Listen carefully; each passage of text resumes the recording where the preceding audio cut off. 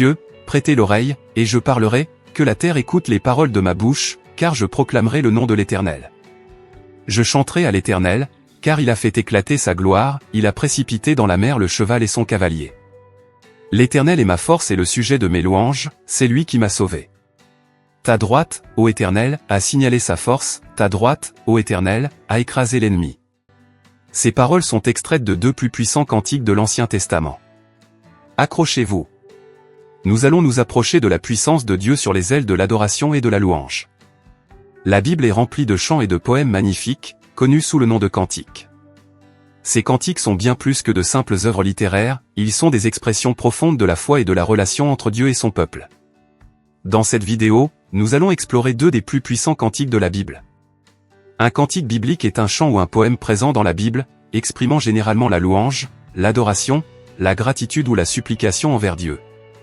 Il se distingue des psaumes, qui forment un livre spécifique de la Bible, et du Cantique des Cantiques, un poème d'amour allégorique.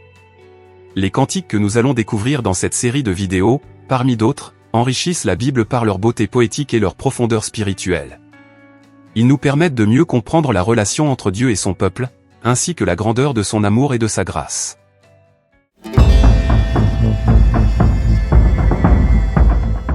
Imaginez un instant, vous êtes au bord de l'anéantissement, poursuivi par une armée invincible. Soudain, un miracle se produit, et vous êtes libre. C'est l'histoire d'Exode 15, le cantique de Moïse, un chant de victoire qui résonne à travers les âges. Après des siècles d'esclavage, le peuple d'Israël, conduit par Moïse, fuit l'Égypte. Pharaon et son armée les rattrapent au bord de la mer Rouge. Dans un acte de puissance divine, Dieu ouvre la mer pour qu'ils traversent à pied sec, puis referme les eaux sur leurs poursuivants. Ce cantique est bien plus qu'un simple récit de victoire. C'est une louange à la puissance et à la fidélité de Dieu. Il révèle plusieurs thèmes importants. La souveraineté de Dieu sur la création. La délivrance divine face à l'oppression. La reconnaissance et l'adoration. L'espérance du peuple en Dieu pour la suite de leur chemin vers la terre promise.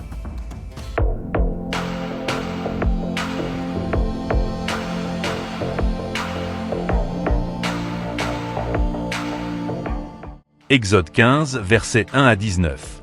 Je chanterai à l'Éternel, car il a fait éclater sa gloire. Il a précipité dans la mer le cheval et son cavalier. L'Éternel est ma force et le sujet de mes louanges. C'est lui qui m'a sauvé. Il est mon Dieu, je le célébrerai. Il est le Dieu de mon Père, je l'exalterai. L'Éternel est un vaillant guerrier. L'Éternel est son nom. Il a lancé dans la mer les chars de Pharaon et son armée. Ses combattants d'élite ont été engloutis dans la mer Rouge. Les flots les ont couverts. Ils sont descendus au fond des eaux, comme une pierre. Ta droite, ô Éternel, a signalé sa force. Ta droite, ô Éternel, a écrasé l'ennemi. Par la grandeur de ta majesté, tu renverses tes adversaires. Tu déchaînes ta colère, elle les consume comme du chaume. Au souffle de tes narines, les eaux se sont amoncelées, les courants se sont dressés comme une muraille, les flots se sont durcis au milieu de la mer. L'ennemi disait, je poursuivrai, j'atteindrai, je partagerai le butin.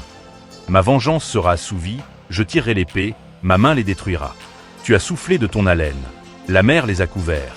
Ils se sont enfoncés comme du plomb dans la profondeur des eaux. Qui est comme toi parmi les dieux, ô Éternel? Qui est comme toi magnifique en sainteté, digne de louange, opérant des prodiges? Tu as étendu ta droite. La terre les a engloutis. Par ta miséricorde tu as conduit, tu as délivré ce peuple. Par ta puissance tu le diriges vers la demeure de ta sainteté. Les peuples l'apprennent, et ils tremblent. La terreur s'empare des Philistins. Les chefs d'Édom s'épouvantent. Un tremblement saisit les guerriers de Moab. Tous les habitants de Canaan tombent en défaillance. La crainte et la frayeur les surprendront. Par la grandeur de ton bras, ils deviendront muets comme une pierre, jusqu'à ce que ton peuple soit passé, ô Éternel. Jusqu'à ce qu'il soit passé, le peuple que tu as acquis. Tu les amèneras et tu les établiras sur la montagne de ton héritage, au lieu que tu as préparé pour ta demeure, ô Éternel. Au sanctuaire, Seigneur, que tes mains ont fondé. L'Éternel régnera éternellement et à toujours. Car les chevaux de Pharaon, ses chars et ses cavaliers sont entrés dans la mer, et l'Éternel a ramené sur eux les eaux de la mer. Mais les enfants d'Israël ont marché à sec au milieu de la mer. Le cantique de Moïse nous enseigne que, même dans les situations désespérées, Dieu peut intervenir et nous délivrer. Il nous invite à reconnaître sa puissance et à le louer pour ses bienfaits. Aujourd'hui, Ce chant nous encourage à placer notre confiance en Dieu, quelles que soient les épreuves que nous traversons. Prenez un moment pour méditer sur ce cantique. Quels sont les moments de votre vie où vous avez expérimenté la délivrance de Dieu? Prenez le temps de le remercier et de le louer. N'oubliez pas de vous abonner à notre chaîne pour plus de vidéos sur la Bible.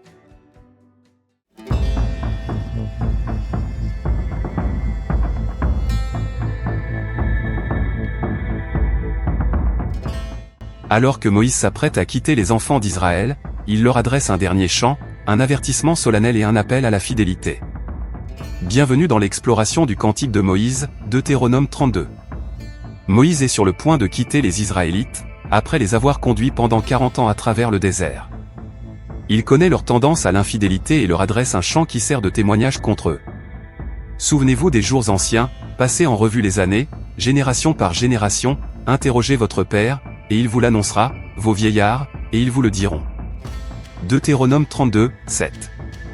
Ce cantique est un mélange de louange à Dieu et d'avertissement à Israël. Il met en lumière plusieurs thèmes importants. La fidélité et la justice de Dieu.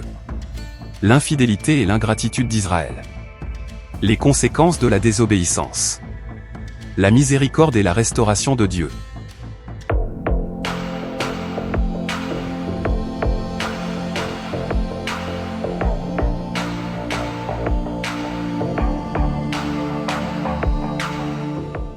Deutéronome 32, versets 1 à 43. Tsil, prête l'oreille, et je parlerai. Terre, écoute les paroles de ma bouche. Que mes instructions se répandent comme la pluie, que ma parole tombe comme la rosée, comme des ondées sur la verdure, comme des gouttes d'eau sur l'herbe. Car je proclamerai le nom de l'Éternel. Rendez gloire à notre Dieu. Il est le rocher. Ses œuvres sont parfaites, car toutes ses voies sont justes. C'est un Dieu fidèle et sans iniquité, il est juste et droit. S'ils se sont corrompus, à lui n'est point la faute. La honte est à ses enfants, race fausse et perverse. Est-ce l'Éternel que vous en rendrez responsable, peuple insensé et dépourvu de sagesse?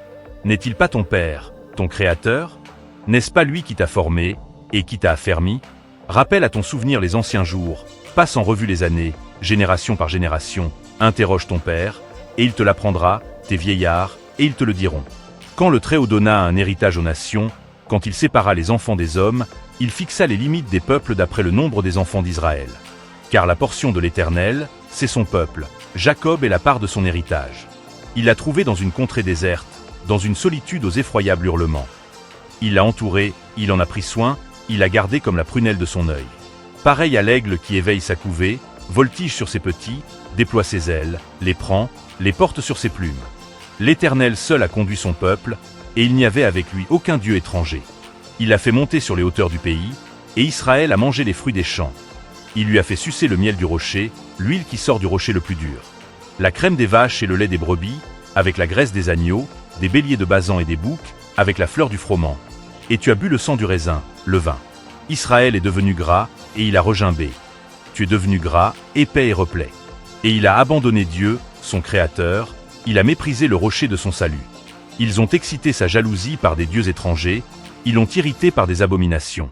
Ils ont sacrifié à des idoles qui ne sont pas dieux, à des dieux qu'ils ne connaissaient point, nouveaux, venus depuis peu, et que vos pères n'avaient pas craint. Tu as abandonné le rocher qui t'a fait naître, et tu as oublié le Dieu qui t'a engendré. L'Éternel l'a vu, et il a été irrité, indigné contre ses fils et ses filles. Il a dit, je leur cacherai ma face, je verrai quelle sera leur fin. Car c'est une race perverse, ce sont des enfants infidèles. Ils ont excité ma jalousie par ce qui n'est point Dieu, ils m'ont irrité par leurs vaines idoles. Et moi, j'exciterai leur jalousie par ce qui n'est point un peuple, je les irriterai par une nation insensée. Car le feu de ma colère s'est allumé, et il brûlera jusqu'au fond du séjour des morts. Il dévorera la terre et ses produits, il embrasera les fondements des montagnes. J'accumulerai sur eux les maux, j'épuiserai mes traits contre eux. Ils seront desséchés par la faim, consumés par la fièvre et par des maladies violentes. J'enverrai parmi eux là dans des bêtes féroces et le venin des serpents. Au dehors, on périra par l'épée, et au dedans, par d'effrayantes calamités. Il en sera du jeune homme comme de la jeune fille, de l'enfant à la mamelle comme du vieillard. Je voudrais dire, je les emporterai d'un souffle, je ferai disparaître leur mémoire d'entre les hommes.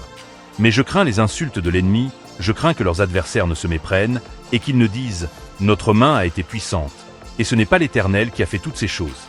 C'est une nation qui a perdu le bon sens, et il n'y a point en eux d'intelligence. S'ils étaient sages, voici ce qu'ils comprendraient, et ils penseraient à ce qui leur arrivera.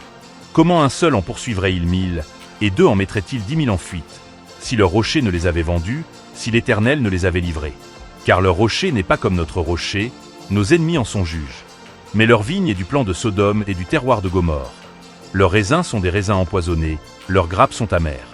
Leur vin, c'est le venin des serpents, c'est le poison cruel des aspics. Cela n'est-il pas caché près de moi, scellé dans mes trésors? À moi la vengeance et la rétribution, quand leur pied chancellera. Car le jour de leur malheur est proche, et ce qui les attend ne tardera pas. L'Éternel jugera son peuple. Mais il aura pitié de ses serviteurs, en voyant que leur force est épuisée, et qu'il n'y a plus ni esclave ni homme libre.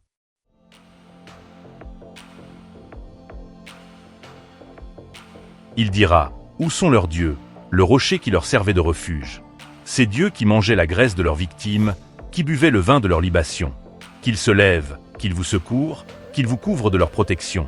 Sachez donc que c'est moi qui suis Dieu, et qu'il n'y a point de Dieu près de moi. Je fais vivre et je fais mourir, je blesse et je guéris, et personne ne délivre de ma main. Car je lève ma main vers le ciel, et je dis, je vis éternellement. Si j'aiguise l'éclair de mon épée, et si ma main saisit la justice, je me vengerai de mes adversaires, et je punirai ceux qui me haïssent. Mon épée dévorera leur chair, et j'enivrerai mes flèches de sang, du sang des blessés et des captifs, de la tête des chefs de l'ennemi. Nation, chantez les louanges de son peuple. Car l'Éternel venge le sang de ses serviteurs, il se venge de ses adversaires, et il fait l'expiation pour son pays, pour son peuple.